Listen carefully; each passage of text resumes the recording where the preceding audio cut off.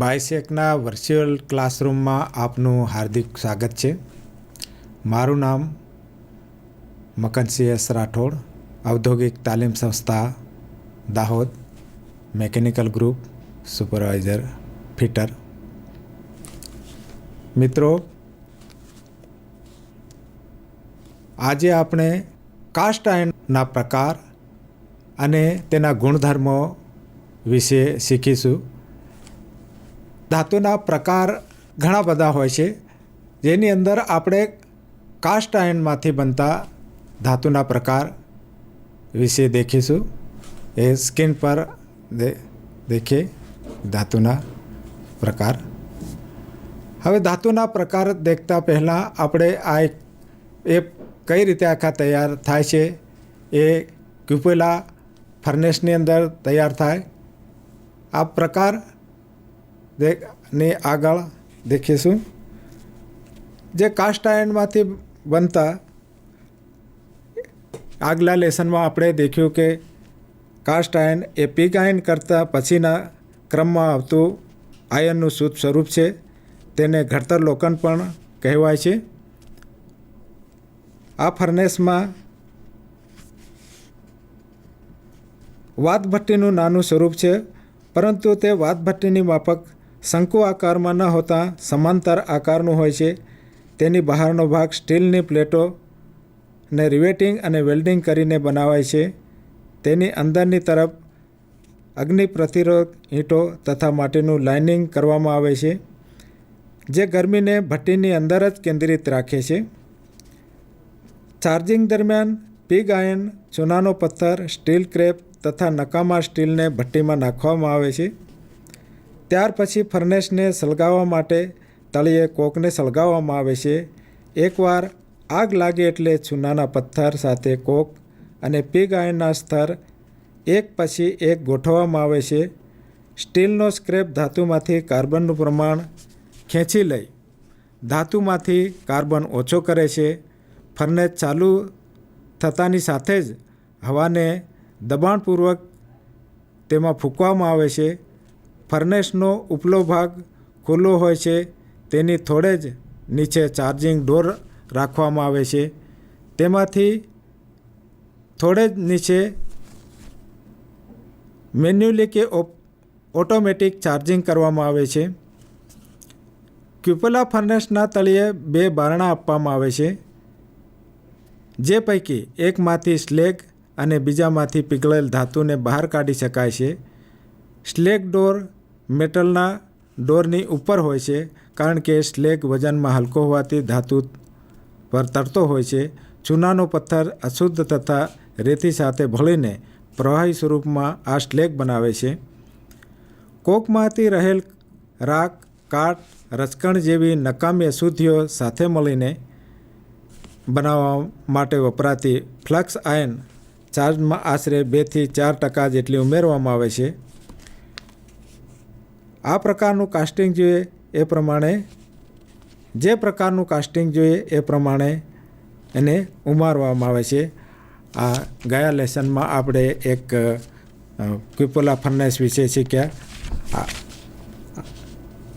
આજે આપણે એના પ્રકાર વિશે સમજીશું.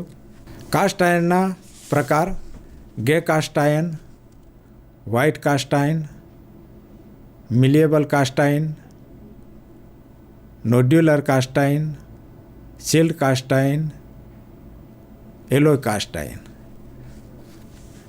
આપણે ગ્રે કાસ્ટ આયર્ન વિશે દેખીશું.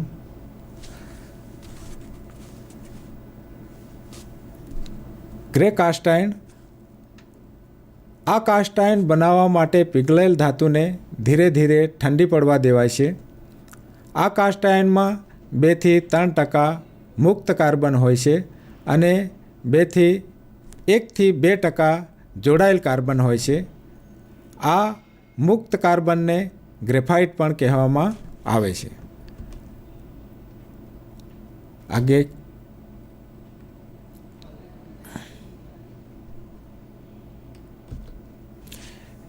ગ્રેફાઇટ સંયમ ઘર્ષણ નિવારક હોવાથી ગે કાસ્ટ આયર્નનો ઉપયોગ સ્લાઇડવે સંપર્ક સપાટી બનાવવા માટે થાય છે. તેને તોડવાથી તેમાં દાણાદાર ઝાંખા ગ્રે કલરના સ્ફટિક દેખાય છે. તેના પર પ્રકાશ પડતા તેમના ગ્રેફાઇટ છલકાટ પેદા કરે છે. તેનું ફાઇલિંગ કે મશીનિંગ દરમિયાન હાથ કાળા થવા તે ગ્રેફાઇટની હાજરી સૂચવે છે. તેનું ગલનબિંદુ સ્ટીલ કરતાં ઓછું હોય છે. તેનો ઉપયોગ મશીન બેઝ, ટેબલ વગેરે બનાવવા માટે થાય છે. તેની ટેન્સાઇલ સ્ટ્રેન્થ ઓછી હોવાથી જ્યાં અચાનક લોડ આવે તેવી જગ્યાએ તેનો ઉપયોગ કરી શકાતો નથી. ઘણીવાર તેમાં નિકલ, ક્રોમિયમ, વેનેડિયમ અથવા કોપર ઉમેરીને તેને ટફ બનાવવામાં આવે છે. ગ્રે કાસ્ટાઇનનું મશીનિંગ સરળતાથી થઈ શકે છે. તેનું બંધારણ દાણાદાર હોય છે.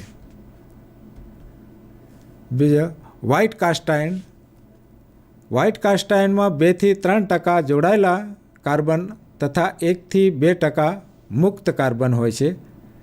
આ જોડાયેલ કાર્બન આયન કાર્બાઇડના સ્વરૂપમાં હોય છે, જે ખૂબ જ હાર્ડ હોય છે. પીગળેલી ધાતુને ઝડપથી ઠંડી પાડવાથી આ કાસ્ટાઇન બને છે.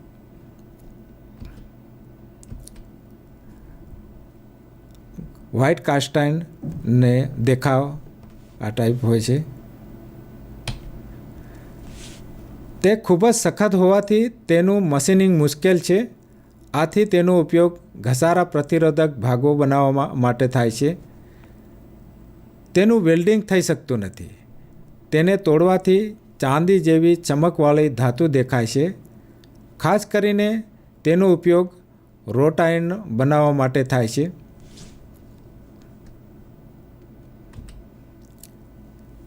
તેને ગે કાસ્ટાઇન જેટલી માત્રામાં કાટ લાગતો નથી. તેનો ઉપયોગ મર્યાદિત પ્રમાણમાં થાય છે. મિલિયેબલ કાસ્ટાઇન બનાવવા માટે ઘણીવાર વચગાળાની ધાતુ તરીકે કાસ્ટાઇનમાં આ કાસ્ટાઇનનો ઉપયોગમાં લેવામાં આવે છે. મિલિયેબલ કાસ્ટાઇન. આ પ્રકારના કાસ્ટાઇનને ટીપી શકાતું હોવાથી તેને મિલિયેબલ કાસ્ટાઇન કહેવામાં આવે છે. સામાન્ય કાસ્ટાઇન સખત અને બરડ હોવાથી તેનો ઉપયોગ પાતળા, હળવા તથા આંચકા અને ધ્રુજારી આવતા હોય તેવા ભાગો બનાવવા માટે કરી શકાતો નથી.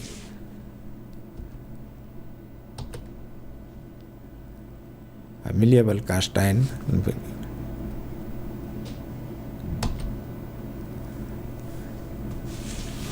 પરંતુ આ કાસ્ટાઇનમાંથી જો કાર્બનનું પ્રમાણ ઓછું કરી દેવામાં આવે તો તેની ડક્ટિલિટી, ટેનાસિટી અને ટફનેસ વધારી શકાય. આ માટે ગે કાસ્ટાઇનમાં કાર્બનનું પ્રમાણ ઓછું કરવામાં આવે છે. તેનો ઉપયોગ ટેક્સટાઇલના હળવા ભાગો બનાવવા અને ખેતીવાડીના સાધનો બનાવવા માટે થાય છે. નોડ્યુલર કાસ્ટાઇન. આ કાસ્ટાઇન પણ મિલિયેબલ કાસ્ટાઇન જેવું જ હોય છે. સામાન્ય કાસ્ટાઇનમાં થોડું મેગ્નેશિયમ ઉમેરવાથી કાસ્ટાઇનમાં રહેલ કાર્બનને મેગ્નેશિયમ ખેંચી લે છે અને ધાતુમાં તે નૂડલના સ્વરૂપે રહે છે. હવે આ કાસ્ટાઇનમાં મિલિયેબલ બને છે. તેનો ઉપયોગ પણ મિલિયેબલ કાસ્ટાઇનની માફક જ થાય છે.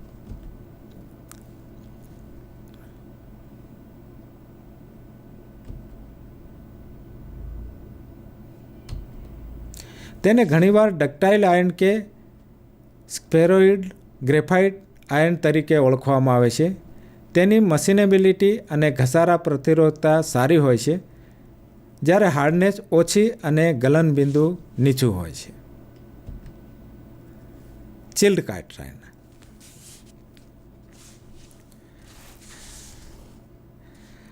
ચિલિંગ એટલે ઝડપથી કુલિંગ. જો કાસ્ટિંગની બહારની સપાટી વ્હાઇટ કાસ્ટાઇન જેવી હાર્ડ અને કોર ગ્રે કાસ્ટાઇન જેવી સોફ્ટ રાખવી હોય ત્યારે ચિલ્ડ કાસ્ટાઇન બનાવવામાં આવે છે. આ કાસ્ટાઇન બનાવવા માટે મોલ્ડની અંદર કાસ્ટાઇનના ટુકડા એવી રીતે ગોઠવવામાં આવે છે કે જેથી સપાટીનો ભાગ તેની સાથે તુરંત સંપર્કમાં આવે. મોલ્ડિંગ માટે વપરાતી રેતી તથા ધાતુની ઉષ્માવાહકતા વધુ હોય છે. આથી કાસ્ટિંગનો ચિલ્ડ ભાગ ઝડપથી સોલિડ બની અને ઠંડો પડી જાય છે.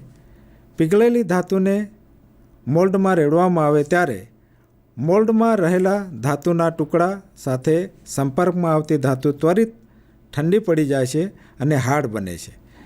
જ્યારે વચ્ચેની કોરનો ભાગ લીધે ધીરે ધીરે ઠંડો પડવાથી પ્રમાણમાં નરમ રહે છે. તેનો ઉપયોગ sheet metal, roller,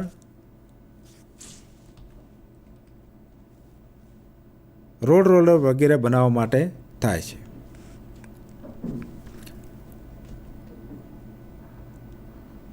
nodular cast iron. આ કાસ્ટ આયર્ન પણ મિલેબલ કાસ્ટ આયર્ન જેવું જ હોય છે. સામાન્ય કાસ્ટ આયર્નમાં થોડું મેગ્નેશિયમ ઉમેરવાથી કાસ્ટ આયર્નમાં રહેલ કાર્બનને મેગ્નેશિયમ ખેંચી લે છે અને ધાતુમાં તે નૂડલ સ્વરૂપે રહે છે. હવે આ કાસ્ટ આયર્ન મિલેબલ બને છે. તેનો ઉપયોગ પણ મિલેબલ કાસ્ટ આયર્નની માફક જ થાય છે. તેને ઘણીવાર ડક્ટાઇલ આયર્ન કે સ્ફેરોઇડલ ગ્રેફાઇટ આયર્ન તરીકે પણ ઓળખવામાં આવે છે. તેની મશીનેબિલિટી, કાસ્ટેબિલિટી અને ઘસારા પ્રતિરોધકતા સારી હોય છે, જ્યારે હાર્ડનેસ ઓછી અને ગલન બિંદુ નીચું રહે છે.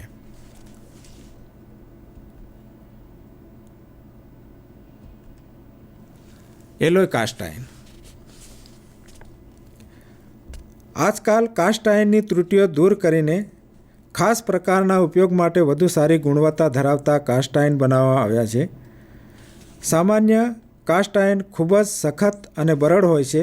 તેની કોમ્પ્રેસિવ સ્ટ્રેન્થ વધુ અને ટેન્સાઇલ સ્ટ્રેન્થ ઘણી ઓછી હોય છે.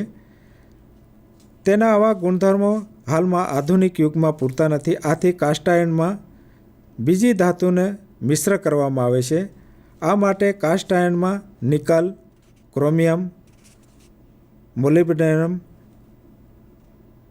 ટાઇટેનિયમ, સિલિકોન, કોપર અને બીજા તત્વો ઉમેરવામાં આવે છે. આવા અમુક alloy cast iron nickel cast iron, vanadium cast iron, chromium cast iron વગેરે છે, જેમાં 10% નિકલ અને 6% મેંગેનીઝ ઉમેરવાથી નોન મેગ્નેટિક બને છે. આવા એક ખાસ પ્રકારના એલોય કાસ્ટ આયર્નને નોમેચ પણ કહેવામાં આવે છે. એલોય કાસ્ટ આયર્ન આ પ્રકારના હોય છે.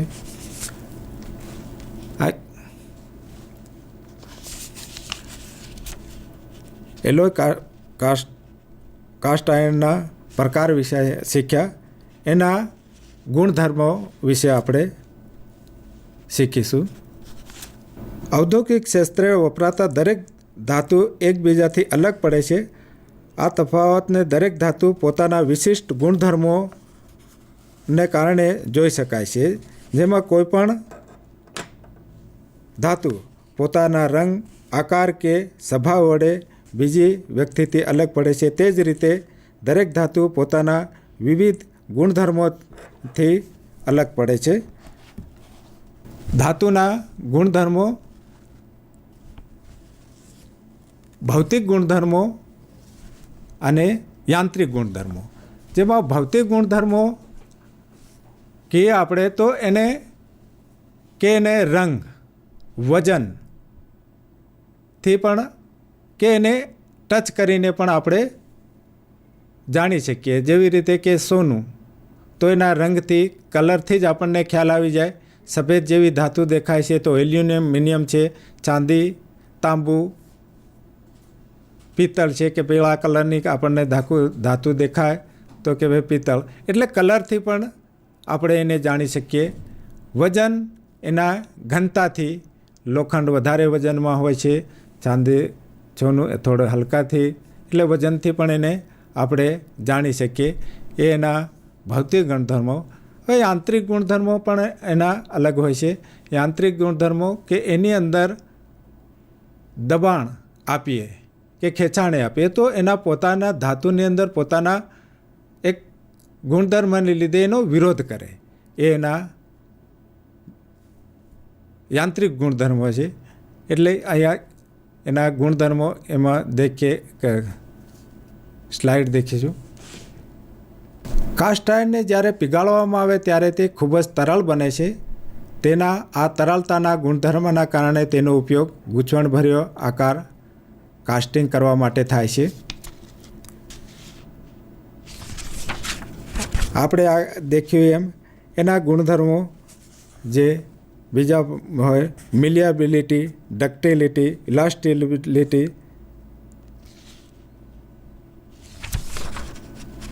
એ રીતે થાય. કાસ્ટ આયર્નને પણ સખત અને બરડ હોય છે. તેની કોમ્પ્રેસિવ સ્ટ્રેન્થ ખૂબ જ સારી હોય છે, પરંતુ ટેન્સાઇલ સ્ટ્રેન્થ ખૂબ નબળી હોય છે. આથી તે દબાણનો સામનો સારામાં સારો કરે છે, પરંતુ ખેંચાણ બળનો સામનો કરી શકતું નથી. કાસ્ટ આયર્ન 2 થી 3% કાર્બન ધરાવે છે, જે પૈકી અમુક મુક્ત અવસ્થામાં હોય છે તથા અમુક જોડાયેલ અવસ્થામાં હોય છે. તેનું ગલન બિંદુ 1000 થી 1100 સેન્ટીગ્રેડ હોય છે. આપણે આગળ એનાથી આગળ દેખીએ કે જે મલિયાબિલિટીની વાત કરીએ, ધાતુનો આ એક ગુણધર્મ છે જેના લીધે તે તૂટ્યા વગર ટીપીને પતરા બનાવી શકાય અથવા ઘડીને આકાર આપી શકાય. સૌથી મિલિયેબલ ધાતુ અનુક્રમે સોનું, ચાંદી, તાંબુ, એલ્યુમિનિયમ વગેરે છે. ડક્ટાલિટી, ધાતુનો આ ગુણધર્મ એવો છે જેના લીધે તેમાંથી તૂટ્યા વગર ઝીણા તાર ખેંચી શકાય છે. વધુમાં વધુ ડક્ટાઇલ ધાતુઓ અનુક્રમે ટંગસ્ટન, સોનું, ચાંદી, તાંબુ, એલ્યુમિનિયમ વગેરે છે.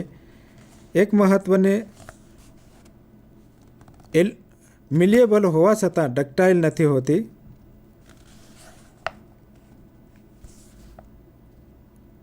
તાર ઘણીવાર મિલિયેબિલિટી અને ડક્ટિલિટી એકબીજાના બદલે વપરાતા હોવા છતાં મિલિયેબિલિટી compressive quality, ductility tensile quality ગુણવત્તા ધરાવે છે.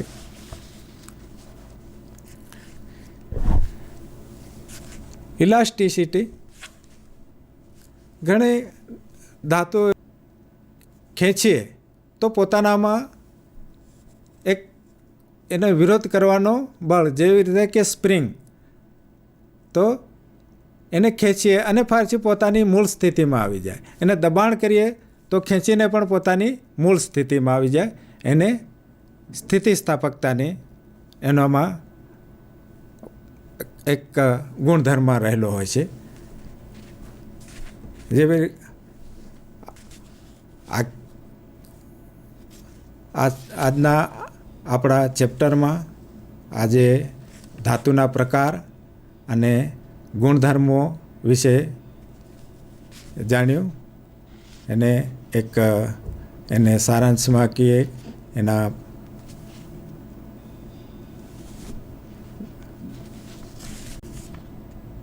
હવેના નેક્સ્ટ ચેપ્ટરમાં આપણે એક રોટ આયર્ન વિશે સમજીશું.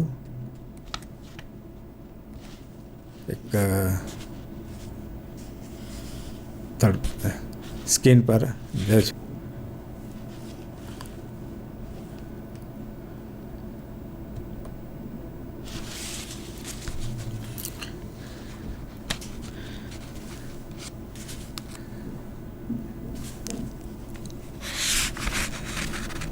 કાસ્ટ આયર્નના પ્રકાર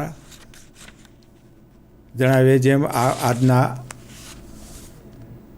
સ્વાધ્યાય તો દેખીશું.